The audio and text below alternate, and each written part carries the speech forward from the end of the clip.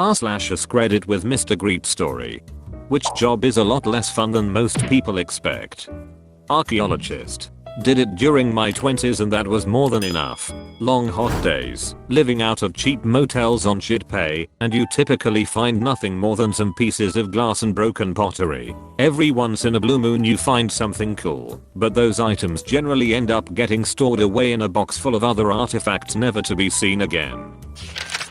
Well, I'm a scientist. I don't know if people usually think of that career as fun, but I think people think it's a lot more eureka, and a lot less. This data has to be manually processed for 600 hours before I can analyze it. I'm a marine biologist. I spent the last week measuring defrosted fish heads. Working in a flower shop. It's just like any other retail job, but people constantly tell you how fun your job must be. Also, helping grieving families choose funeral flowers is not fun. Barnes and Noble. Your job has literally nothing to do with books and it obviously attracts a lot of that type, myself included. Park ranger.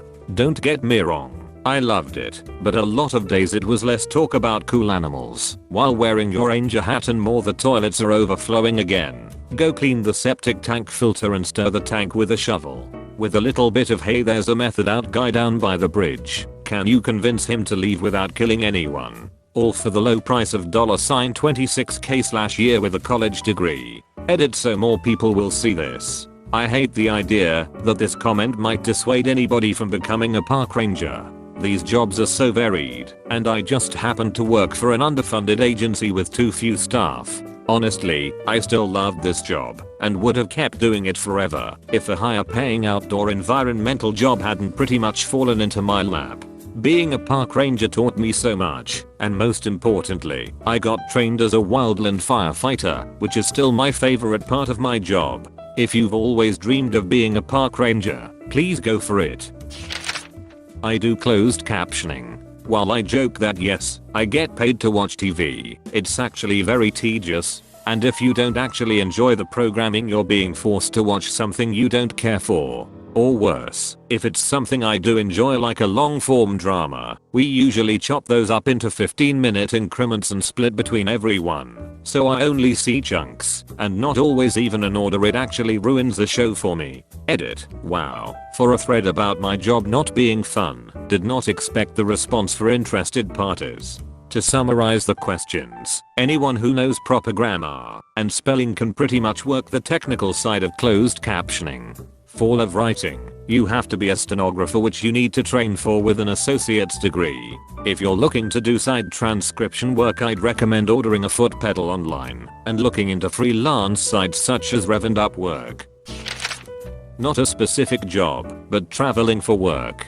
I'm in tech and a lot of people starting out talking about wanting to go to customer sites and get out in the field. I love to travel for fun, but it's hard to fit in the fun stuff when you have presentations and stuff to worry about, and a lot of times your customers aren't in the fun cities anyway. I also think I prefer the stability in the day-to-day schedule of traveling less frequently.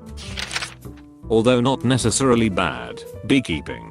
Get used to the constant sound of buzzing during hive inspection/swarm removals, plus wearing the protective suit in hot ass weather for hours on end, give or take the situation. Also, there appears to be a large number of beekeepers allergic to bees, so EpiPens are a must. I always say the more fun it is to go somewhere, the worse it is to work there, like amusement parks and arcades. Honestly, every job that lots and lots of people really want to do sucks, mostly due to supply and demand. You're gonna be treated like shit, and if you complain you're gonna be fired, because you're inherently replaceable, because there are thousands of people that would love to do your job for even less money than you are making. Baker. Coming into work at 3/4 am, so you can have a 6 am baked goods is miserable. Demolition. Everyone wants to break shit with a sledgehammer. Everyone is tired of lifting that sledgehammer by 5 swings. Nobody wants to load the broken stuff into bags or a wheelbarrow and take it to the dumpster. Video game testing. I've been working in the game industry for 6 years now and teaching for 2. Testing video games are thought to be just, oh, you just play games all day. La la la lil, but it's actually very specific and arduous. First of all, there are a bunch of testing methodologies such as load/soak testing, white room testing, version testing to name a few, but the most common one is functionality testing. Functionality testing is so, if I walk into that corner with the shotgun in my inventory, I can clip through the wall, but if I have my M16 in my inventory, I don't clip through. Paleontologist. You don't get to work with full dinosaur skeletons and do all kinds of awesome expeditions. You're mostly sitting at a desk looking at some pictures and logging stuff on your computer, maybe examining a fossil occasionally. If you're lucky you can go on a real dig and OMG spend hours in the hot sun dusting off rocks. Acting. All the ones we see on TV and movies are the 0.0001% of incredibly lucky and talented people who manage to thrive in a hostile and overcrowded industry. And even when you are working, the actual job itself is 99% sitting on apple crate in hot Macup waiting for some grips to move a lighting fixture. Then you say 3 lines over and over again for an hour, and then you rap.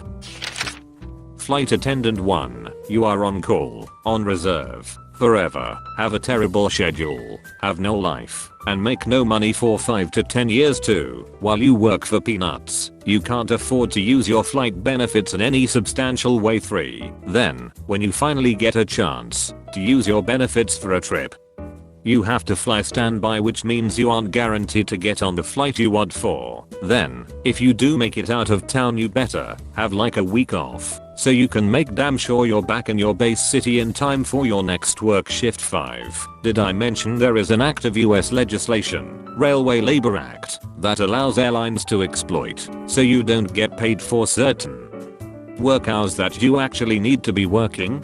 For example, FARs don't get paid for boarding or any time the plane is at the gate. Worst job ever.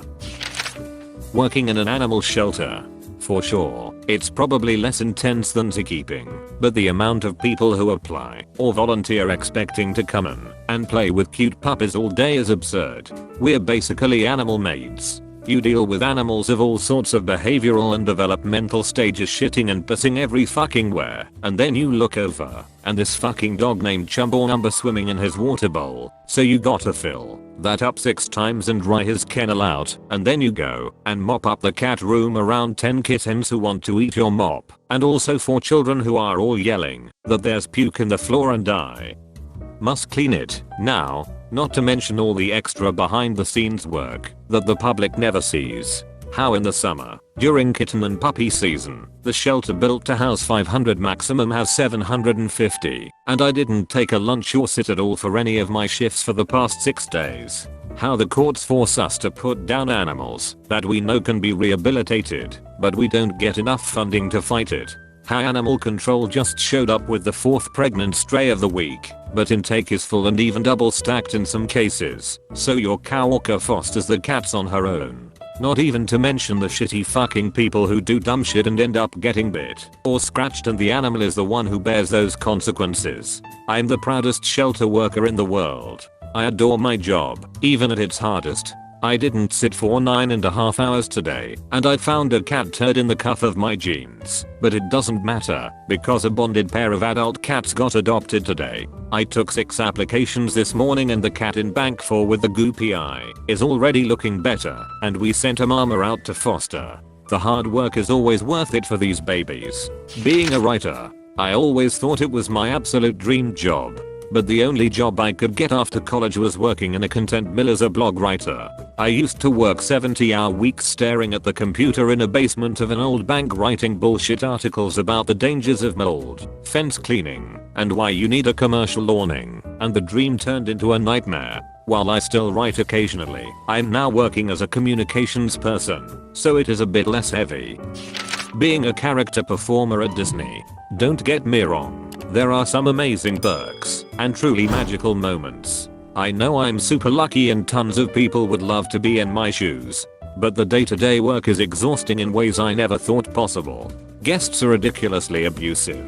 I've had things said and done to me I never would have imagined. The company isn't always great. It highly depends on your leadership. And there's so much focus on your body and face, good and bad, that it can be incredibly depressing and difficult emotionally. Plus, you have to accept that there's very little upward mobility. Most people grow out of it, and it's tough to know that one day you'll get too old or too fat, and you will have to start all over in a new career field. So you constantly are thinking either 1. What you're going to do when you leave, 2. How you're going to keep yourself there. I personally knew it would be temporary, and I now only work there seasonally while I have a normal career. But Disney has a way of sucking you in. Working in a music store, musical instruments. Your days are spent listening to 50 different people play 50 different riffs poorly simultaneously, as if they are all putting on their own concert. Trimming weed. IDKY people think working with weed is like working in the Willy Wonka factory. It's not. You literally get to make tiny cuts with sticky scissors for 8 hours. Google Street View driver. You're all alone for 8+ hours a day, can almost never take a break, need to constantly be on and focused, lest you crash the $25,000 Subaru with $60,000+ worth of camera equipment on it. You end up becoming an amateur meteorologist to keep track of weather patterns in cloud cover, and in my experience, there are a lot of people who just get insanely upset at you, at Google, and the job in general for a wide variety of reasons. I enjoyed myself when I did it, but it was nowhere near as glamorous or fun as I or my friends and family assumed. Edit. Thanks to everyone who expressed an interest in my summer job from almost 10 years ago. I'll just answer the most asked questions here real quick. Pay? $15 an hour, but contingent on hours driven, which were themselves dependent on clear weather, to ensure optimal image quality. Why not drive every day, no matter the weather? Google got around this problem by making you redrive routes whose pictures turned out subpar. To prevent people double billing by driving the same easy route constantly, you also had a weekly quota of unique miles driven, so no double dipping. What could you do in the car? As long as the camera and the mapping software, edit, mapping software, thanks for the heads up, was running properly, I was on my own. I listened to music, the news, and lots of books on tape. I could stop for short bathroom breaks whenever I felt like it, and had an hour guaranteed for lunch whenever I wanted to take it, which usually amounted to eating in the car on the side of some lonely rural road 90% of the time.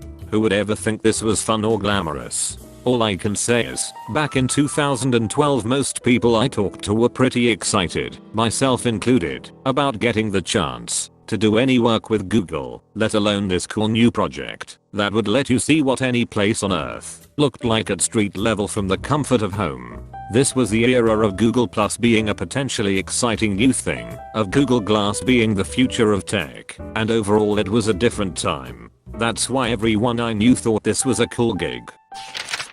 I have seen this question before, and then it was as a keeper at the top comment too. Nice. Anyways, there's this making of Frozen 2 mini doku. Most animators work weeks for a minute of animation of one character, if not less. At one point they decided to leave out a piece that one person had solely been working on. Must be crappy to be part of the credits without being able to say this is my part. Working at a Charles Dickens fair is interesting, but not incredibly fun. It is hard to stay in character, and people get so mad when they see the Alice in Wonderland area. Yeah, we know it's not Charles Dickens, but we can't have a kids play area in the world of Oliver Twist, okay? Accountant. Everyone thinks it's all fun and number crunching, but the constant stream of women throwing their panties and wanting to bear your children is honestly exhausting. Being a paramedic, if you work somewhere like Chicago, New York City or LA, yeah, you get stabbings and shootings, other varieties of murder on the regular. Most places a bulk of call volume is patients that don't feel well. The adrenaline filled blood guts and glory calls are far less likely than the media would imply. Librarian. It's not all books and being quiet, there are also spreadsheets.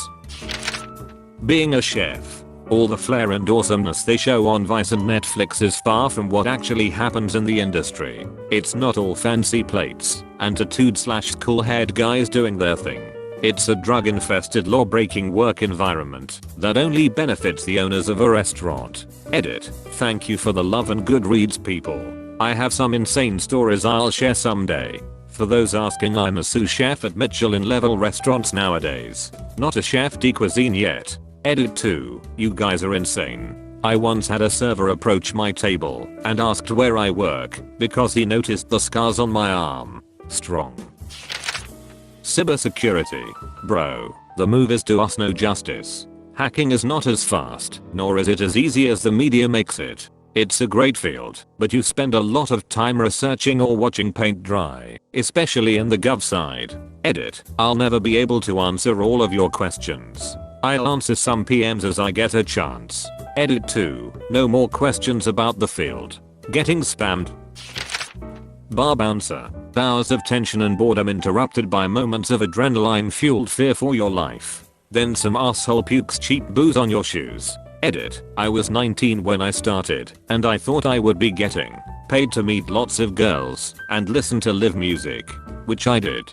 I also had knives pulled on me, endured threats on my life, got my nose broken, not even in a fight, and stood around and did nothing most of the time. You don't get to relax, though, because you're constantly looking for trouble. Awful job. I write adult fan fiction as a side hustle. After a certain point it's just like writing a paper, except you have to keep thinking of different synonyms for a pen. Managing a dog hotel. Breaking up dog fights, dogs shitting in the lobby and the occasional awful loners. Edit. Thanks for all the upvotes. Sad my most popular comment is about my job lol. Zookeeper. Don't get me wrong, it's awesome to be around so many amazing animals and care for them. But the smells are ridiculously, insanely foul. I have a really strong stomach, and it's still tough for me. We've had some interns quit over it. I was warned about the smells when getting into the field, but thought I volunteered at animal shelters. I know what animal stink smells like. Nope, not even close. Otters. I don't think I know a single person who works with otters who's not bothered by the smell. They are related to ferrets, so they have super strong musk, way stronger than ferrets, and smear it everywhere. They also eat nothing but fish, and you really can smell it in their oily, gooey poop. Big cats. Out in the open, it's not so bad, but I've thrown up in the night houses / rain shelters before. Huge, 6-pound piles of cat shit all over the floor, with no litter to mask the smell. Unneutered male lions will spray too, like a cat. One lion makes enough spray to make the whole place smell like a cat hoarder's house. Gamma Master at an escape room. It's the same repetitive script, resetting the same stuff, giving clues and hints about the same things. The patrons are often competitive families who argue, obnoxious impatient 13-year-olds, college students who have been drinking, idiots who break shit and touch shit that I specifically told them not to. They never remember your initial instructions. If something gets broken during one group, you have to hurry and fix it before the next group. Video game developer, non-indie. They are notoriously overworked, especially during crunch time. The field is highly competitive too, so I imagine, if you have the slightest issue with work, being your entire life, it wouldn't be hard to replace you. Voice acting is also pretty brutal. Voice actors generally don't get paid very well, and they are straining their throats, or whatever. Thank you for watching. Tell me which one was your favorite. Like, subscribe and hit that notification bell for more. The next video will be even more interesting. You are a legend.